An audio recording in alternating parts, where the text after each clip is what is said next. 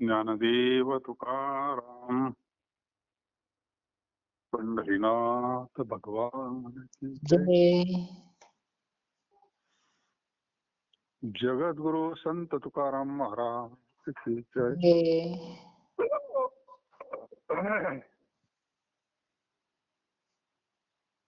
देवाधिदेवा जगत्रय देवा परेशी केशवा विनंती माझी वाणी तुझे वर्णी गुण नामाय श्री प्रेम काही काळा. नमो सद्गुरु तुकया ज्ञानदीपा. नमो सद्गुरु सच्चिदानंद रूपा. नमो सद्गुरु भक्त कल्याण मूर्ती. नमो सद्गुरु भास्करा पूर्ण कीर्ती.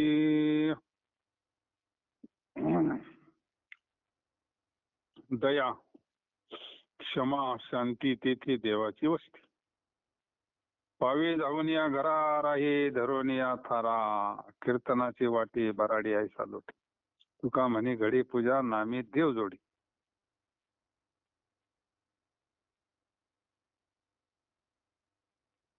ज्या ठिकाणी दया आहे, क्षमा आहे, शांती आहे, वृत्ती आहे, तेथे देवाची वस्ती. दैवी संपत्ती या हा. हे प्रधान गुणी.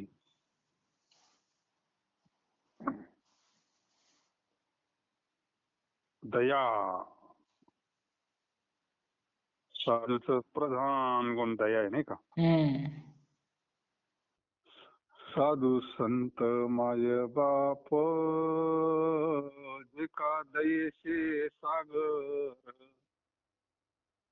भावाचे मुख्य स्थान भक्तीचे ते माहेर. साधूचं लक्षण सांगितलं महाराजांनी. दयेचे सागर म्हणले. दया सामान्य दया नाही ती.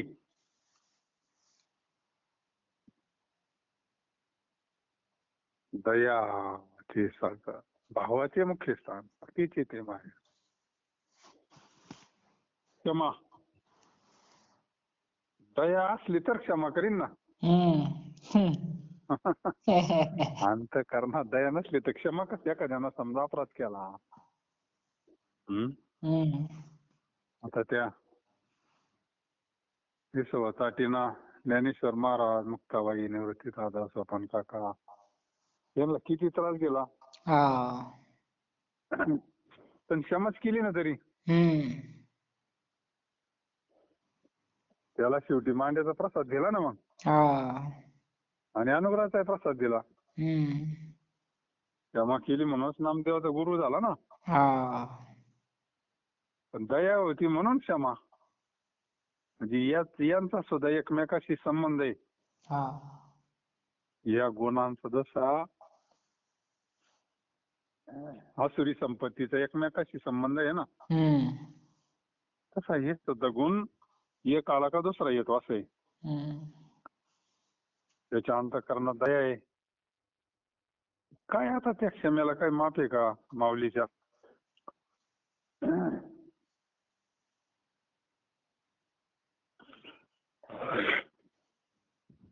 दो खंडावया गाव घाली कलावणी दयाने केली. त्या भावंडाला काय त्रास दिला काय, आता तो का सामान्य त्रास आहे का. पण तरी क्षमा करतात म्हणजे ते काय आहे, दया आहे, क्षमा आहे, आणि मग शांती आहे. शांतीचे सागर आहे. शांती ब्रह्म. शांतीनं माळच घातलेली आहे ना साधूला. वाली कुठे शांतीला दुसरीकडे कोणी. दया क्षमा शांती तेथे देवाची वस्ती आहे. म्हणजे लक्षण सांगितलं देव कुठे.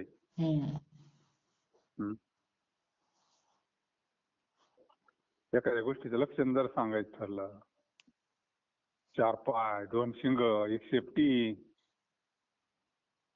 मग ते मोठं लक्षण आहे ना गाईचं. हम्म. हा हा. दूध देती म्हणल्यावर काय मग गाय. हा. घोड्याचं लक्षण वेगळं. तसं भगवंत नेमकं कुठे आहे? कधी कधी लक्षणांना हे करावं लागतं. हम्म. लक्षण आणि प्रमाण.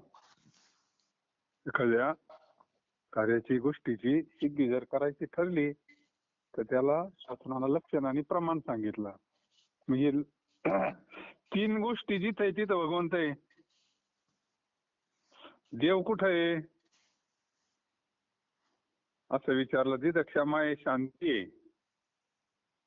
दया आहे, क्षमा आहे, शांती ज्याच्याजवळ त्याच्याजवळ देव आहे. किती सोपं आहे. हम्म. देव काही एका ठिकाणी असं काही नाही. हे लक्षण मूर्तीचं नाही सांगितलं. हे लक्षण कोणतं सांगितलं? साधूजवळ देव आहे ना. हा. नवीन साधूच देव आहे म्हणलं असं तरी चालतंय.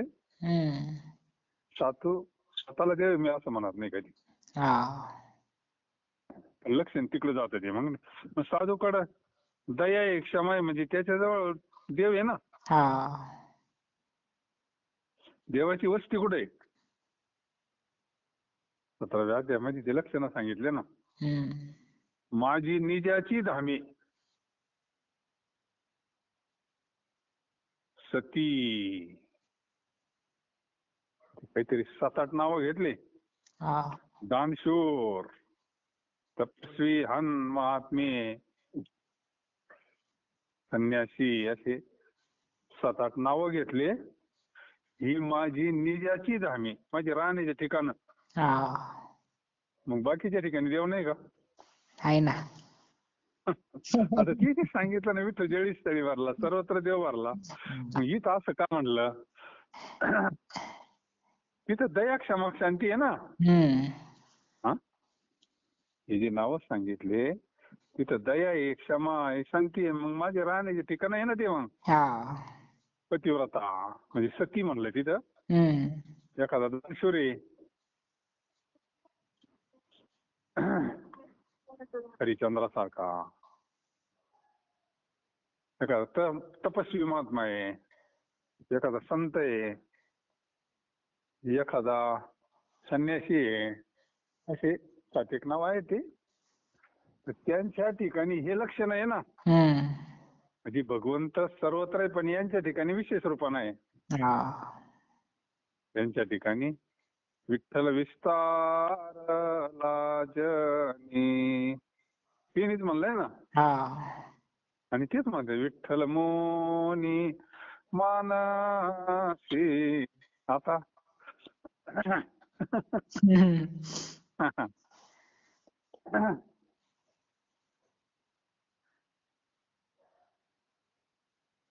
विशेष रूपानं आहे तिथं. हम्म. बाकीच्या ठिकाणी सामान्य रूपानं आहे. विशेष रूपानं दया आहे, क्षमा आहे, शांती तिथं भगवंताची वस्ती आहे. त्याच्या घरी देव धावत जाऊन त्याचे हृदय हे निरंतर वस्तीचे ठिकाण करतो. देवाला त्याच्याकडे जावं लागतं. भक्त देवाकडे नाही येत. हा. देव म्हणला ना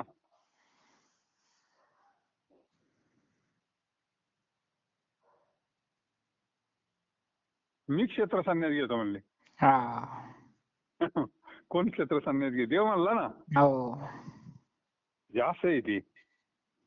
त्याच्या घरी देव धावत जाऊन त्याचे हृदय हे निरंतर वस्तीचे ठिकाण करतो. पण कोणाच्या? दयाचे चोखटे मानसी मी होऊन असे क्षेत्र संन्यासी.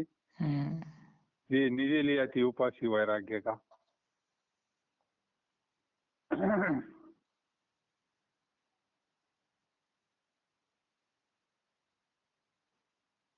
जे सुखी येतो घरा नारायण. नारायण. भक्ताला देवाकडे नाही जावं लागत. देवभक्ताकडे येतो शोधित. हम्म हम्म. शबरी रामाकडे आली का राम शबरीकडे गेला. देव गेले शबरी मातेकडे. पण मग तिनं अंतःकरण कसं बनवलं. हं? चोख. तिच्या ठिकाणी मग दया, क्षमा आणि शांती. म्हणून देव तिच्याकडे गेले ना चालत. हा. असं आहे. आपण अंतःकरण तसं बनवायचं. त्याच्या घरी देव धावत जाऊन त्याचे हृदय निरंतर वस्तीचे ठिकाण करतो. पाठविला हरी जी हृदय मंदिरी, त्याची सरली येरझार झाला सुफल व्यापार. त्यानं हृदय देव साठवला. हा. त्याचे सगळे प्रश्न सुटले मग. हम्म हम्म.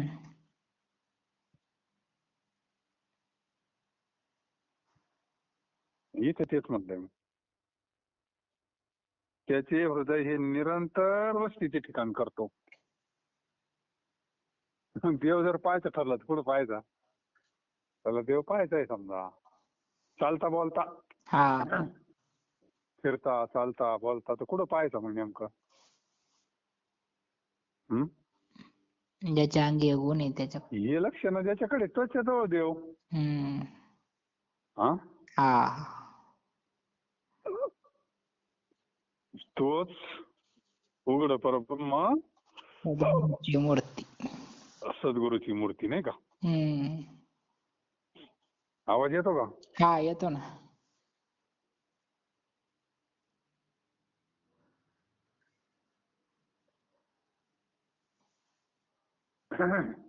आवाज येतो. हा येतो येतो. हा येतो मग.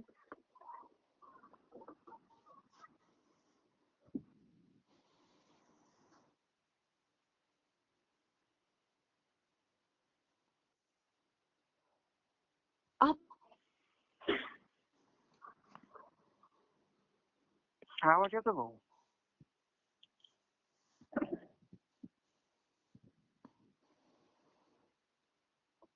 ज्या ठिकाणी दया क्षमा शांती या वृत्ती आहेत तेथे देवाची वस्ती आहे. त्याच्या घरी देव धावत जाऊन त्याचे हृदय हे निरंतर वस्तीचे ठिकाण करतो.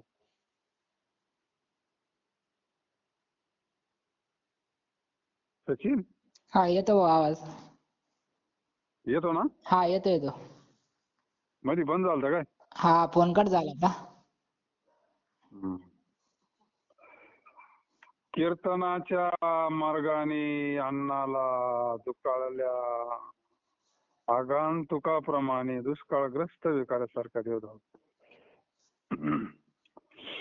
अजून एक लक्षण सांगितलं बरं का. हा. कीर्तनाची वाटी बराडी आयसा लोटी.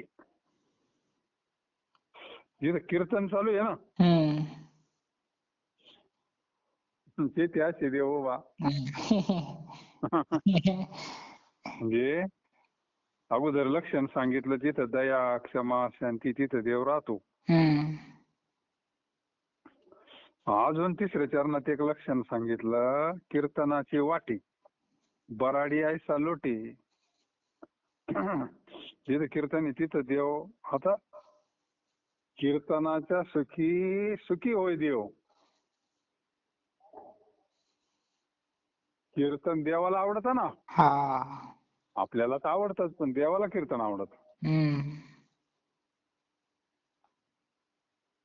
म्हणजे जिथं कीर्तन आहे तिथं देव धावत जातो. तो कसा जातो मग सांगितलं. एखादा दुष्काळग्रस्त भुकेलेला आहे भिकारी. हा. मग त्याला जर कळाला ना की जेवण चालू आहे तो कसा जाईल मग. वज वज जाईल ना. नाही नाही लय पळत जाईन.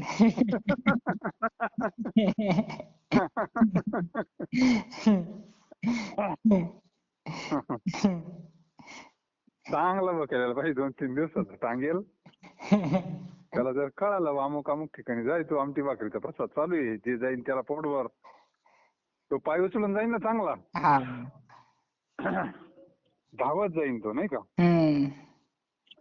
तसा देव कसा येतो, धावत येतो. कुठं? कीर्तन. नाथांच्या इथं देव.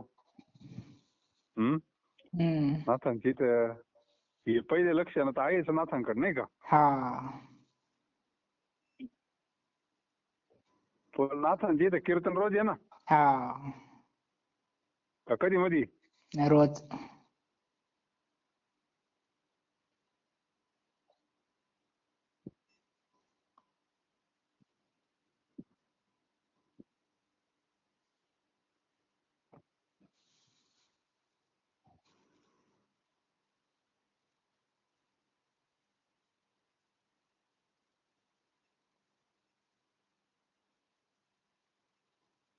कीर्तनाच्या मार्गाने अन्नाला दुखाळल्या गान तुका प्रमाणे दुष्काळग्रस्त भिकाऱ्यासारखा देव धावत येतो.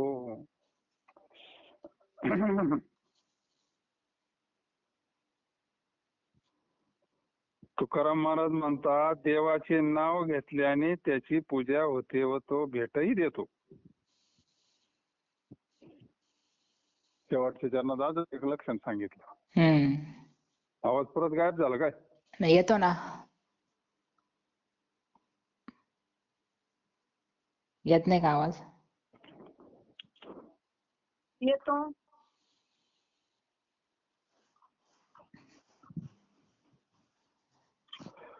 शेवटच्या चरणात मला सांगता तुका म्हणे घडी पूजा नामे देव जोडी. शेवटच्या चरणात अजून एक लक्षण सांगितलं. हा. तुकाराम महाराज म्हणतात देवाचे नाव घेतल्याने त्याची पूजा होते व तो भेटही देतो. म्हणजे परत एक ठिकाण सांगितलं देवाचं. भेट देतो म्हणजे त्याचं दर्शन होतं. पुढं त्याचं नामस्मरण जर केलं तर हा. म्हणजे अभंगाचा आता इतका भारी येतो. पहिलं लक्षण सांगितलं दया क्षमा आणि शांती. हा. हे 3 लक्षण ज्याच्याकडे तिथे देव राहतो, वस्ती करतो. हा. वस्ती करणं म्हणजे राहणं, कायमस्वरूपी राहणं, विशेष रूपानं राहणं, अंतःकरणात राहणं. आणि दुसरं लक्षण सांगितलं ज्याचं हृदय ते निरंतर वस्तीचे ठिकाण करतो. जिथे दया आहे, क्षमा आहे, शांती आहे, तिथे देवाची वस्ती.